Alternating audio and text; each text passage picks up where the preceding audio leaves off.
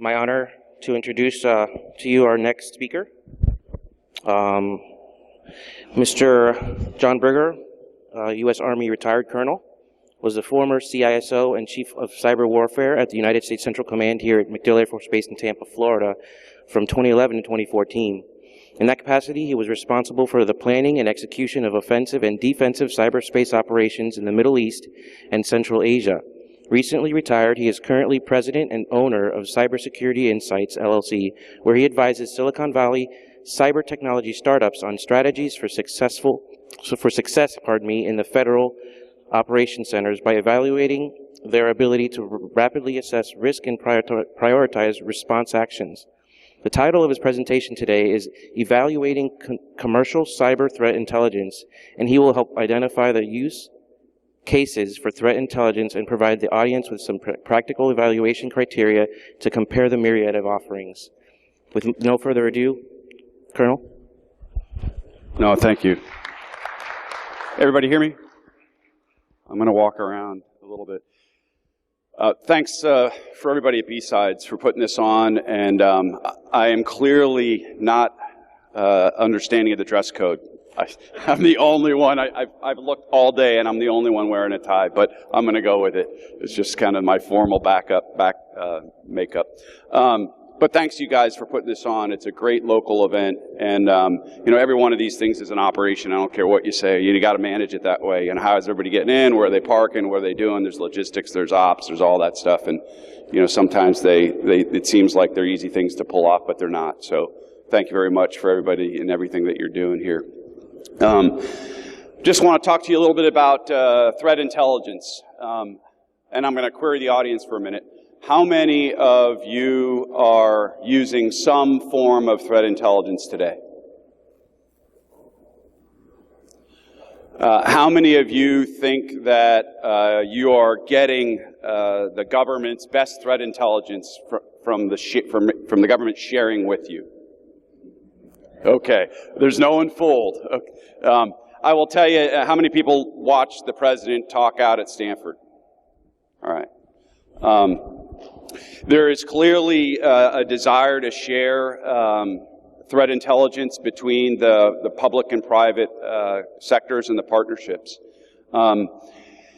I can tell you from an agent of the government for some period that there are good reasons why some of the best intelligence that our nation has will not be shared even within other parts of the government, nor with the commercial sector. And that I can tell you that as you look at all the different offerings that are coming up, there are some really good threat intelligence on the commercial market today that I think in some sense, it may not be the best that the government has to offer, but it's really good. So we're going to talk about, how do you use it? What are the use cases for it? And then how do you evaluate it? And then I'm probably going to talk for about 30 minutes, maybe 35, and then I'd be happy to take any questions that you might have. Next slide. I'm the slide clicker. I'm used to that next slide thing, right?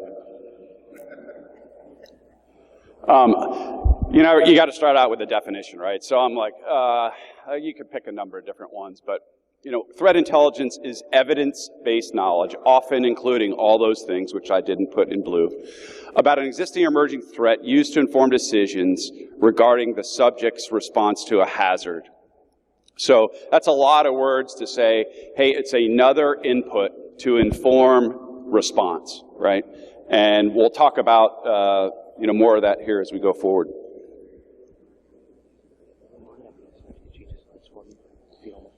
Yeah, you can change the slides if you want. Next slide. Okay, a couple of stats here. What I would call a hyper growth phase of threat intelligence. You can see the numbers up there, kind of the market that we're headed towards, 1.5 billion by 2018. Kind of higher growth demand from two specific areas. One is machine-readable threat intelligence, which are that threat intelligence that you can automate. And many of you would love to automate. I know I would. The last thing I wanted was more data to have a human review, right? If I can get data that I'm confident in to make automated blocking decisions that's driven by a very large infrastructure of intelligence, I would love to be able to do that. But then the other thing is it's driven by tailored and customized analysis based on specific requirements that the vendor has or that the customer has. I will tell you that most, what we see is most more sophisticated, mature security organizations are the ones that are looking into threat intelligence. It's kind of like saying you don't necessarily need to arm neighborhood watch with a nuclear weapon. Sometimes these services are very expensive, and they're not necessarily suited, the high-end services, for smaller organizations because they can be somewhat costly. And then you can see here, what I'm going to try to help you do is, there's so many offerings, and everybody says, we're doing cyber threat intelligence. Everybody. You're seeing it everywhere. So I'll kind of try to help you wade through some of the things to look for. So it's increasingly difficult to, differentiate the offerings in the market today. So let's put it all in context. This is kind of the CISO's problem, right? And really it's about situational awareness, and it's about managing risk on a number of different time horizons. So let me kind of explain this equation. I used to write this up on my board because this is the equation that we really need to always think about, and it's the risk equation. So it's the likelihood that a threat with capability and intent could exploit a vulnerability and have an impact, right? And that together equals risk. So we're evaluating risk on a number of different time horizons, and I'll talk about that because you're evaluating risk on short time horizons, here and now. You're evaluating risk in a campaign way in maybe months to or weeks to months, and then quite frankly, you're evaluating risk on a very long strategic time horizon. But you're always doing this. It's just a matter of what intel should help us feed it. So to put it in context, we're looking for the threat here, the capability intent of a human threat is what we're going to talk about today, and how you can get a service to help you with this part of the equation. There's other threats out there, right? Lots of them, right? There's, natural threats, right? There's environmental threats that are inside your server rooms when it gets too hot, right? Or it floods. There's all kinds of other threats, but there's a human threat, both insider and outsider. And the outsider piece to this is what I'm going to be talking about, capability intent of external adversaries. The thing that remains the same is that the measure of effectiveness for a CISO is the same, right? That is, the CISO is charged with preserving the confidentiality, integrity, and availability of critical infrastructure, right, and data. That has not changed at all. What's his measure of performance? Do it for very little money, right? Do it for the least amount of money. Those things haven't changed. So what we're trying to do is help that CISO get to that risk equation, maintain his measure of effectiveness, and do it at a lower cost. So none of that has changed. So let's talk there are a lot of attack life cycles, but when we look at this in the government, it's pretty simple to understand. It starts with somebody that has a malicious idea, hires a hacker, right? They have some common vision to take over the world or some other such, shared motivation. They develop a weapon, right? They test the weapon, in this case, some sort of cyber weapon, develop malware. They do some reconnaissance, look at what targets they want to go after. They get a dropper, and they deliver a payload. Now let's talk about the attack cycle in terms of intelligence. I can tell you right now that blue wedge is where 90% of cybersecurity investments go. 90%, right? And that rest of the attack cycle, very little study is going into that part of the attack chain. A lot of times we talk about attack chains, about what's happening on the objective, right? We talk about, well, they get in, they escalate, they pivot, they escalate privileges. We're talking about the adversary after they're already on actions on the objective, right? Right? We're analyzing the bullet as it's ripping into the target, right? So we kind of want to get ahead of it, and one of the ways that you do that is with threat intelligence.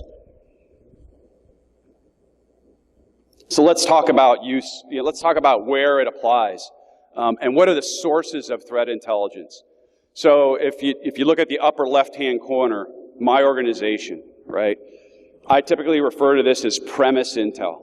So if you haven't mastered your own domain and you don't know what's connected and you're not taking all those feeds from your security devices, your logs, and all of those, even forensics data, into some sort of SIM, right, and looking at those characteristics that would alert you, that's one very important and very necessary source of intelligence. No question about that. But you're just looking at your own self, right? You're looking at your area of operations, the things you control, so it's a very inward focus, right? What is the next kind of phase in this, where I think some of our more mature organizations are already there or moving towards that? You can call it kind of neighborhood watch up to sector watch, right? And it's kind of a vendor and or a consortium. So you have an IPS, you have a firewall, next generation, you have Palo Alto, you have a FireEye. Essentially, they're taking all these enclaves, and you are kind of benefiting from a patient zero construct, right? Somebody's been hit, they're going to take that signature, and you're going to automatically get it, right? So there are just like it's very similar to the antivirus, but it's the same concept. You're taking all these different enclaves, and you're getting a picture of their premise intel. So you're just multiplying your premise by a number of others. It's valuable and it's important, but it's not enough. It's not enough today. The last source here is who is looking at the broader internet outside the premises or the collective premises to see what an adversary is doing, A, in their safe havens, or B, in the key avenues of approach that they're going to use to attack you, right? So you're talking about how do companies have access to the dark nets, the dark web, and the places where these adversaries do their work. That is an essential area of interest that will affect you if you don't know what's going on. And it affords you the opportunity to get ahead of that attack cycle in a time sequence that is more suitable than reacting, okay? And I put these real cool heat maps on the bottom, but this one is clearly, you're on a treadmill here, right? When you're just looking at yourself and looking for indicators, you're just looking at what can I do to hopefully reduce the mean time to detect the adversary and mitigate it before he does something. You're on a treadmill of detect and respond, right? That's what you're on when you're just here, right? You get a little bit more proactive, assuming you're not always patient zero, when you move to kind of the neighborhood watch or the sector watch, right? You kind of move that proactive needle to the right. And then finally, the more you know about who is coming after you and why, the more time you're going to have to prepare better protective measures, better ways to detect what they do, and ostensibly quicker response, right? So you can reduce that real vulnerability window to detect and then respond quicker.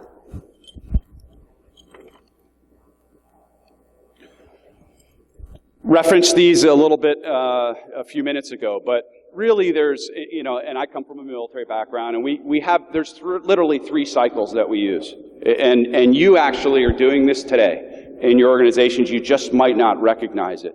What I'll do is I'll tell you kind of what are those time horizons that you're making risk decisions, what are typically the intelligence products that you want to inform those decisions, and what can you do with them? And it's a bit simplified, but I think it'll convey the story. The first one is your SOC, right? You're talking about responding in seconds to minutes, perhaps days, right? You're in a very short, current operations type of decision cycle.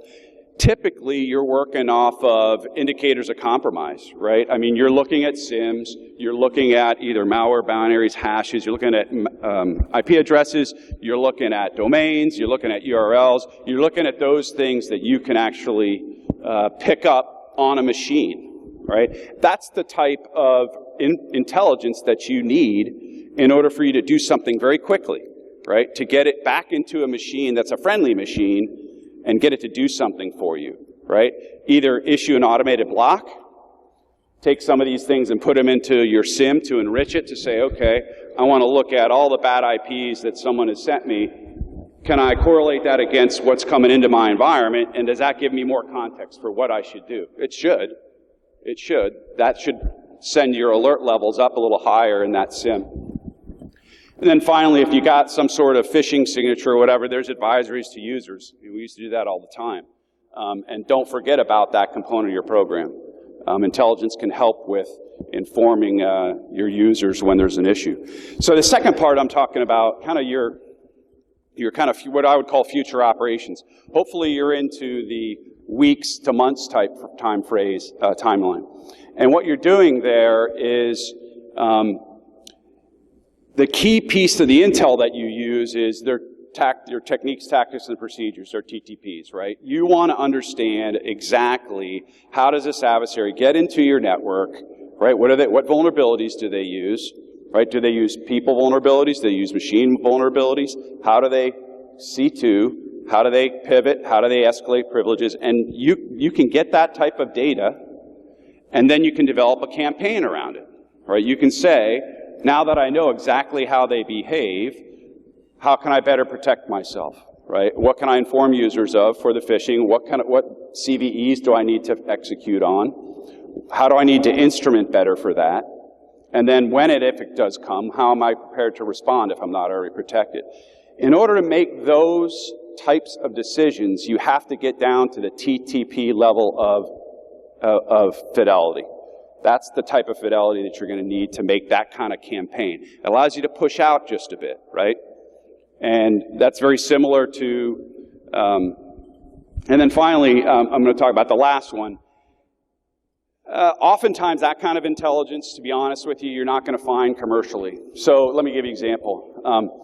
Our government studies where foreign actors are in their technology acquisitions and whether they're going to, 1028, 48, all those different levels of encryption, who they're talking to, and they're really looking at what are the capabilities of the adversary and what are their intent? What are they really trying to go after? But they're focused on the evolving and emerging capabilities. My experience is that the commercial industry will get there, but they're not yet there. You can make some decisions on kind of acquisition of technology with TTP data, but it's really when you want to make good decisions on what you should buy and what you should move to, you want to really understand where's the bad guy going, right? Where is he going in the future? So on my kind of months to year timeline, I can talk to, what do I need to buy, right? That's the kind of decision that it informs. Okay, so let's talk a little bit about how you evaluate these threat offerings. There's no surprise here that the same kind of metrics that we apply to any intelligence offering apply here, right? So essentially, good cyber threat intelligence is relevant to the customer, is obviously accurate, is timely, reliable, and actionable, right? If it's the top four, it's going to be this with a couple of caveats that I'll go after, right? So let's talk about those. Relevant. There's two aspects of relevance. One is the breadth and scope.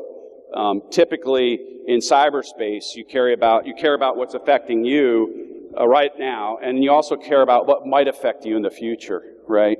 And in order to have that in cyberspace, because of the global nature of the domain, they have to have global reach, A, and B, they have to have some sort of focus. Some threat companies focus on certain adversaries, and they're stronger in focusing on Chinese adversaries, criminal hackers, right?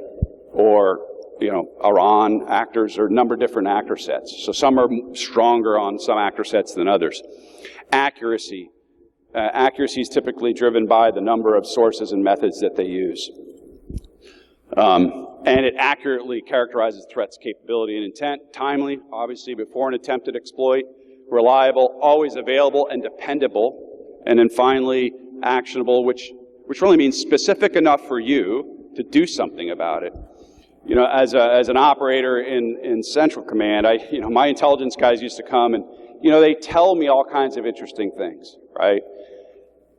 Be careful when you go evaluate these providers, because they're going to tell you what they know, but that may not have anything to do with what you need, right? So be very, very, put a lot of scrutiny on, yeah, that's interesting, but not relevant to me, right? So interesting is interesting, but relevant means that you're able to make a risk decision with it. So be very, very draconian about that.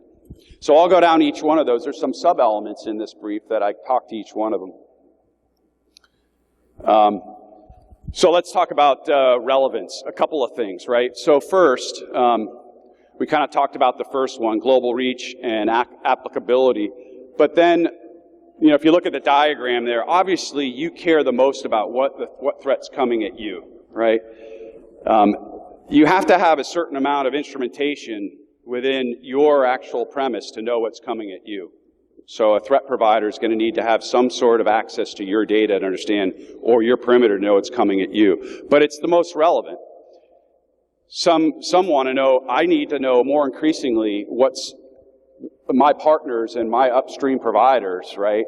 What's their risk, right? I want to know about my supply chain, because if they go down, I'm in trouble. And then finally, there's a sector. Well, the sector, again, that's more about that patient zero. What's going on in the financial sector? Who's going after? What criminal groups are going after the banks? Well, they all share information through their ISACs, right? And that's kind of the sector. It's, as you go outside here, you can see where it's less relevant. So you ought to, make sure that you understand when you look at a vendor, how specific are they able to get to what you care most about, which is obviously yourself, right? Use cases, we kind of talked about the different use cases. You know, when you're in current operations, you really want it to be machine readable. If you're getting into the weeks to months, you're going to want to look at TTPs. And then if you're in the future plans, you want to really understand their evolving intentions and capabilities. And then finally here, the collection management. You really want to understand, and this is where you're going to get a lot of them, okay? You ask them, they say, I provide this type of intelligence. Well, that's great. How flexible are you to tune your collection platform to my needs, right? So if I'm interested in knowing about a specific adversary at a certain time, are you willing to put more of your assets to collect on that intelligence priority for me at the expense of other customers they might have, right? So how flexible are they to tune that collection platform to your needs based on priority intelligence requirements that you specify to them? And this will be one of the things that differentiates in the future is how disciplined are they in following this process. You'll find that a number of them are very, very strict in here's what I give you, like it or not, okay? Accuracy, source variety. There are a number of different sources that there are flow sensors, there are honeypots, there are crawlers. There's a number of different sources that these providers use. There's human operatives that some of them use, right? So how many different sources in terms of variety do they use? And then how do they corroborate that intelligence? Obviously, the more sources you have and the more corroboration there is, the more accurate the intelligence is. So typically, when I would get intelligence, well, one agency saw it, did the other agencies corroborate it, right? And if you get multiple ints to corroborate something, it gets a much higher confidence level. Historical context. Some have historical context where they'll keep certain IOCs for years, and you can see what's going on this IP address or URL back 2 or 3 years. That's good, right? Then you get some context around the historical maliciousness or not of that IP. Also, how long have they been following certain groups?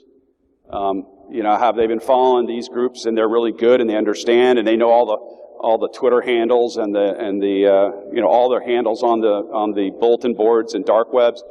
There are some companies that know them that well, and they can see when there's a whole bunch of new handles coming up on those nets and whether they're talking with the old guys. Okay, these are new hackers, right? That's the kind of insights that they'll have. And then finally, if you do have machine readable stuff, what's their false positive rate, right? And how do they measure it? You're probably not going to get a good number from them. The best way to do it is call any references and find out what is their false positive rate. Speed. Couple things with speed. Obviously, timeliness If you're getting machine readable, you definitely want to have something that is fast, right? If you're going to be making automated decisions, well, then when there's some change in an indicator that they pick up on, and they're going to issue you a change in a threat score, for example, how quick is that threat score changed? And actually, then you want to know, how current is it? So for example, you all know, you get this blacklist, right? Hey, when is that IP address no longer, it might have been bad yesterday, but it's not bad today, right? And I'm an e-commerce site, and all of a sudden I've got all these false positives because, there was some malicious IP that was associated with domain ABC, and now it's no longer doing anything bad. So how do they age that out, and how do they keep it current, right? And then predictive. How far out on that attack cycle do they go, right? So that you can get out in front of what the bad guy's doing.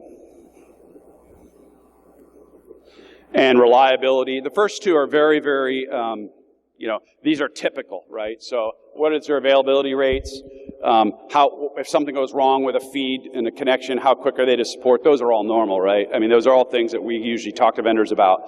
The last one, though, is very important. What you're going to find today in this field is that there are a number of vendors that will take open source feeds, right? And they'll take public feeds or a number of different feeds, and they'll put them all together and run some magic, right? And all of a sudden, they got something better, and they're selling it.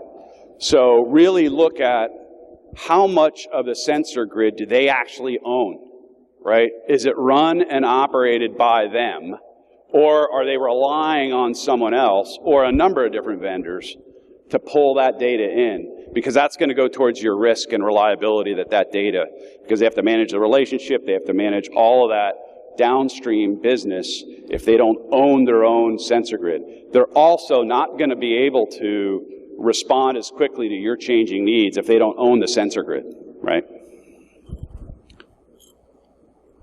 And then finally, actionable.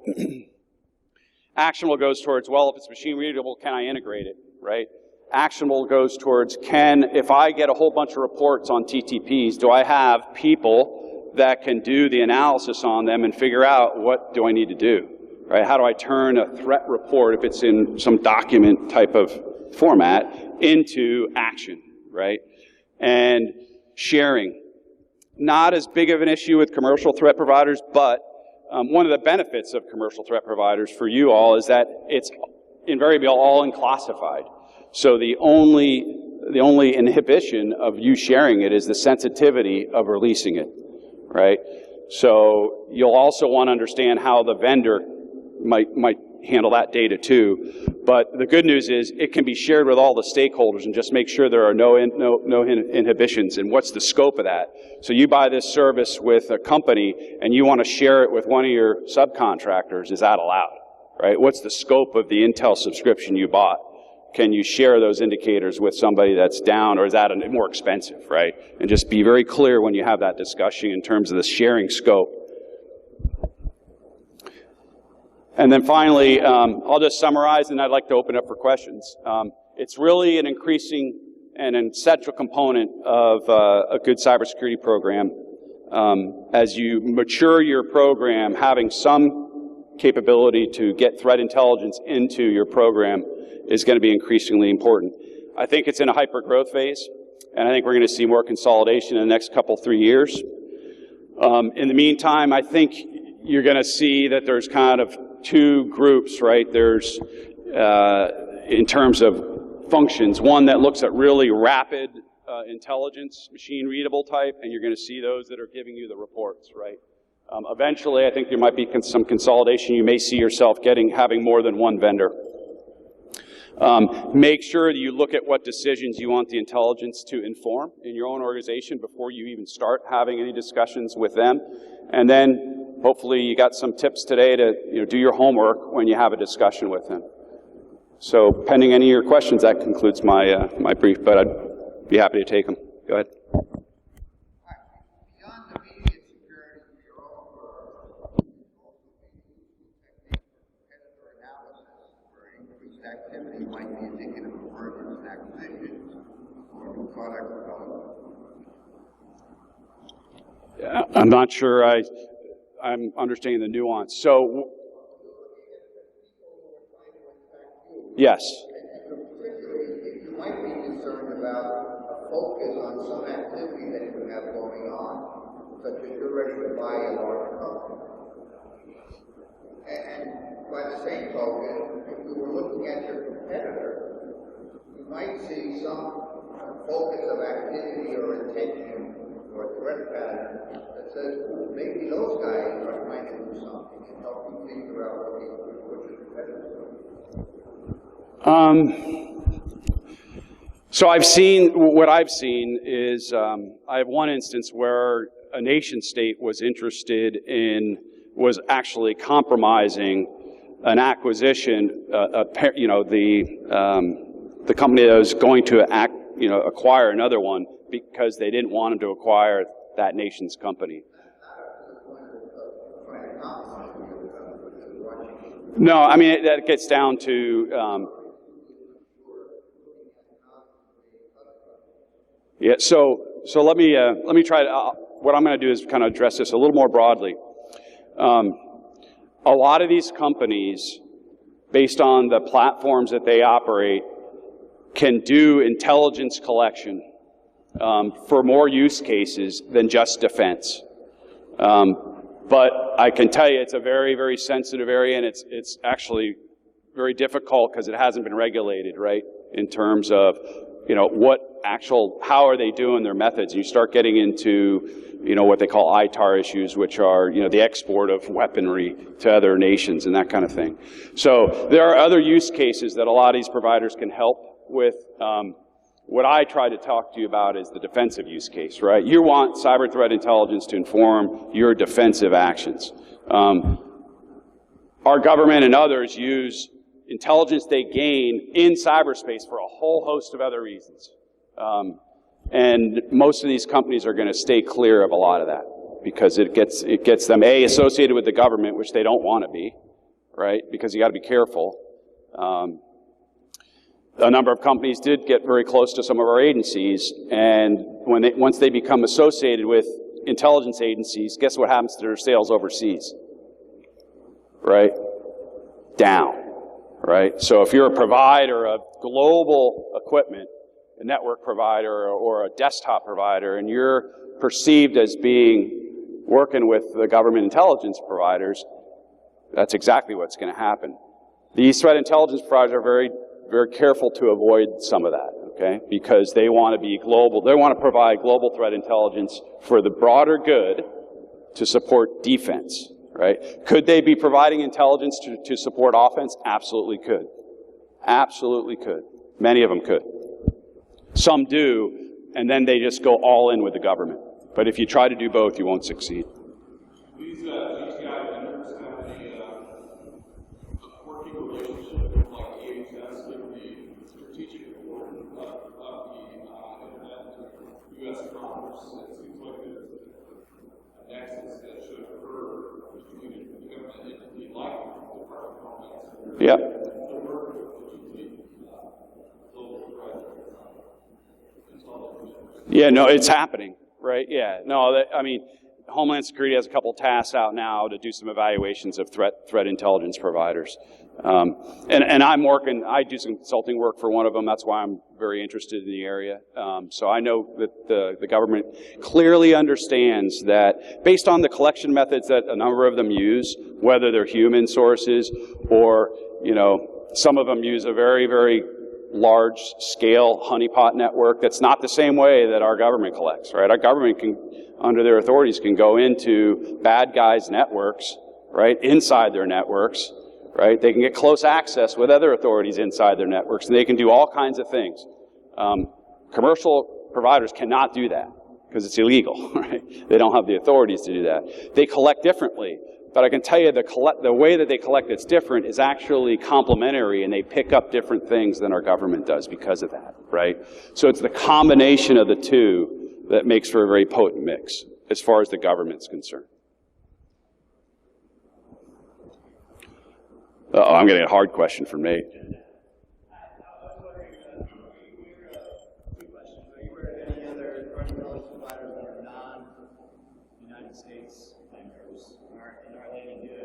The second question is, what do you recommend? Who is consuming this threat intelligence? Is it your just typical operator that's running the SIM consuming this threat intelligence, or you recommend having some type of intelligence analyst that might consume this?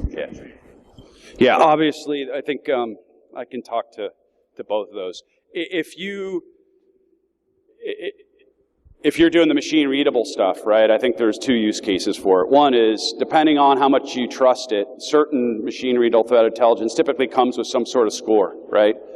So the use case for that is, hey, I'm willing to block, if I have enough, say it's a score from 0 to 100, I'm going to block everything that's 100. If this guy says it's 100, I'm just going to block, and then let's see what the false positive rate is. If they're good, there should be 0 false positives.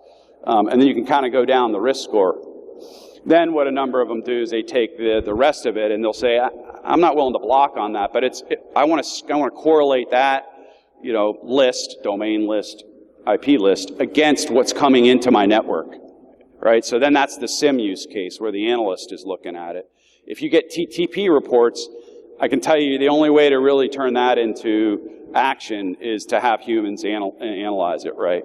You're really going to have, as soon as somebody's handing you a report, guess what you have to do to it? You got to read it, right?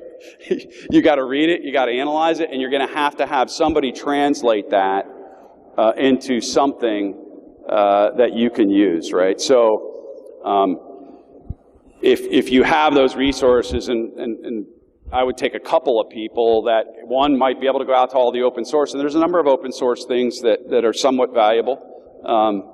Even your ISAC data or whatever you have, and if you get a purchased, kind of TTP feed, you're going to need an analyst group, not maybe that big, to help process that and turn it into action. You're just going to. Start with one, right? And if you don't have any money to buy anything, just look at someone who has some intelligence tradecraft. I can tell you now that, there are a number of intelligence analysts who think and have the tradecraft to think about bad guys. That are wanting to get more involved in the cybersecurity business. Because guess what? When they get out of the service, say they were an air intel analyst. Well, there aren't many airlines hiring air threat analysts because fortunately we don't have to. But they have a very good tradecraft to apply to the cyber domain, and they just need to pick up some cyber skills. And they're pretty smart folks. So I think there's the opportunity to pick up some very bright, enthusiastic folks that can take a tradecraft and apply it to the cyber domain and help you. They don't always have to be this, what I call the unicorn, which is this intelligence brain with a forensics brain. They're hard to find, right? Very hard to find. You have to sometimes you have to have two to make one, right? I don't know if I answered your question, Nate.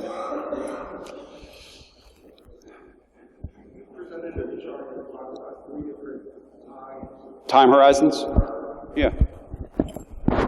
You want me to put that up there again? Are you suggesting that the commercial providers can operate in these three areas? What I'm suggesting is actually you and your company make risk decisions on these timelines, right? So depending on the size of your company, you're making risk decisions in the SOC at seconds, maybe go to days, right? As you do the analytic work you do within a SOC. And then you have analytic work that may take a little longer than days, right? Where if you get TTP data, you can actually have a team that's, what I would say would be a small team that's off to the side, maybe not in the SOC floor, but really looking at campaign level data, right? And then you obviously have programs in engineering, and a lot of folks have a program shop. Okay, how can threat intelligence inform their decisions on what to buy, right? So that the purpose of this was to say, you really make these risk decisions on these time horizons, and what threat intelligence would inform those decisions. That's the purpose of the chart.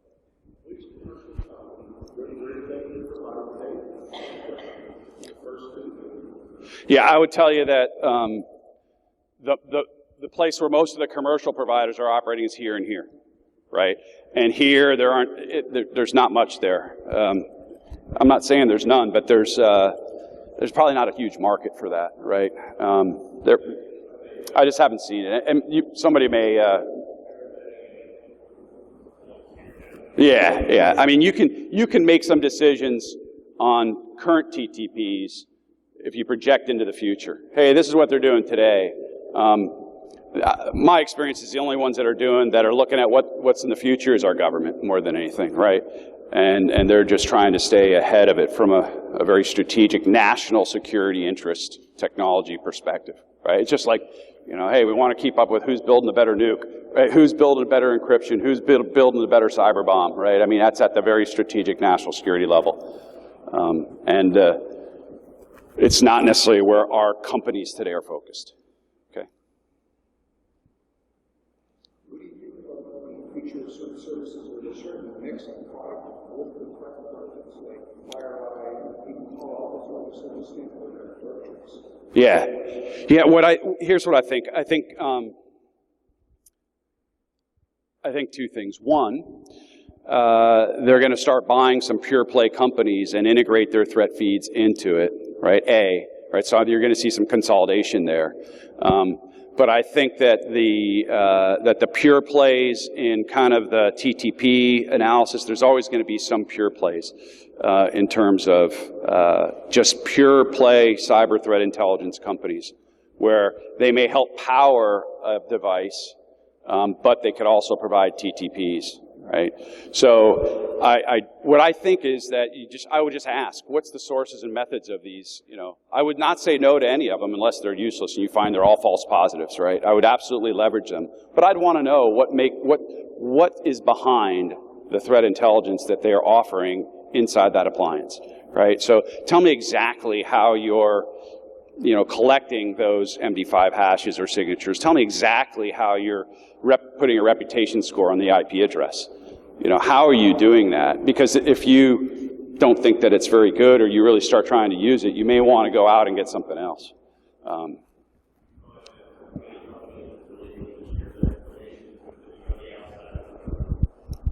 They'll tell you they will tell you their approach, right? They will typically tell you their approach without disclosing, what countries they might be in, or, and they'll tell you probably their breadth and depth. I found that because otherwise, how do they differentiate themselves, right? Then you end up having to try them and see if their stuff is picking up stuff, and then you just kick them out. So they gotta give a little bit in order to get in the door.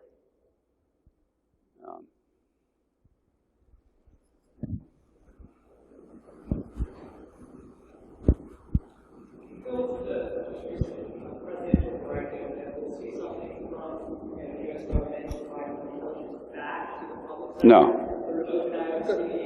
Yeah, I know it's being recorded, and I used to be an agent of the government, but I think I talked about this in the beginning. I think the government's job, I think DHS should be providing that arguably because it's so strategic to the United States. Yeah. The internet and cyber health is important to... Yeah, so go ahead, shut that off. Can you stop?